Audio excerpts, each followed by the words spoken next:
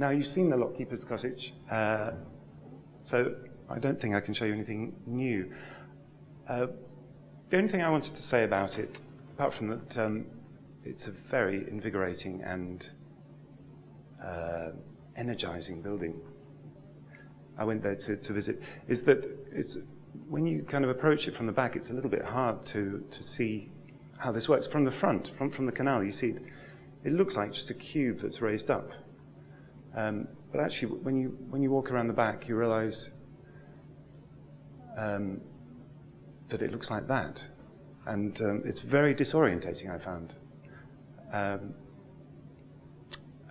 And the plan kind of makes sense of that it's, as I understand it, it's part of a polygon.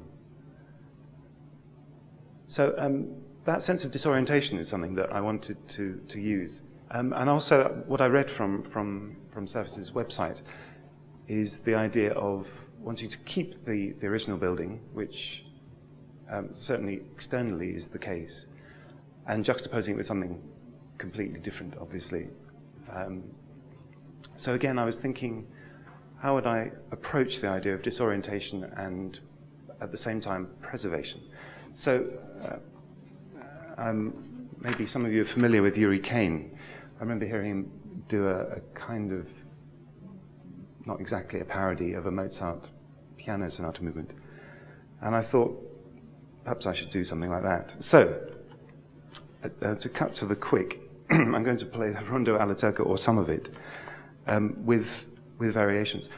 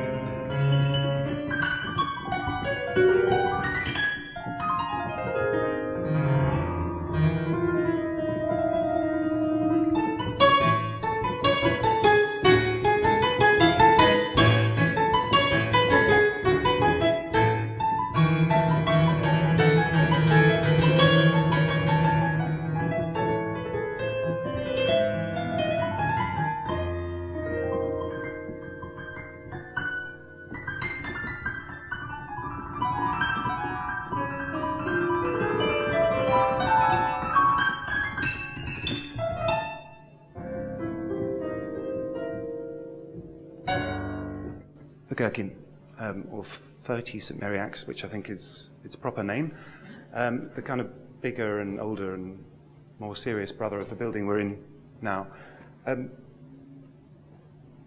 I just chose it because it's there, basically, and we all know what it looks like.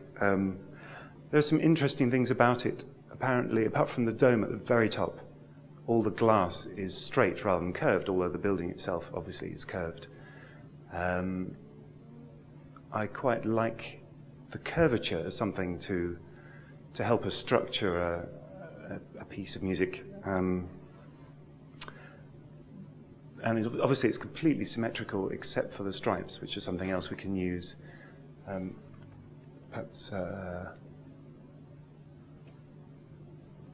you can see from that we have kind of two panes of plain glass and then one of dark glass. So we've got a proportion of 2 to 1. Whichever way we travel, imagine traveling up the building or round or whatever, we'll have that proportion. And you see that as you approach the middle of the building, the triangles actually get quite squashed. So that's something else we can use, a kind of gradation of texture, I guess.